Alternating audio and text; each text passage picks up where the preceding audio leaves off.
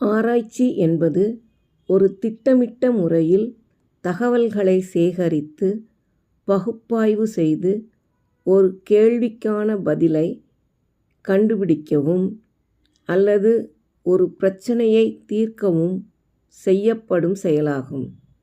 இது புதிய அறிவை உருவாக்கவும் உள்ள புரிதலை மேம்படுத்தவும் உதவுகிறது. ஆராய்ச்சியின் முக்கிய அம்சங்கள் என்னென்ன அப்படின்னு பார்த்தா, திட்டமிட்டது, பாரபட்சமற்றது, அனுபவபூர்வமானது, பகுப்பாய்வுடன் கூடியது, மீண்டும் செய்யக்கூடியது.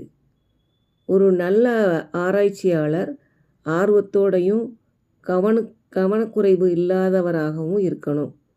ஆழமான சிந்தனை, தகவல்களை தொலைநோக்கு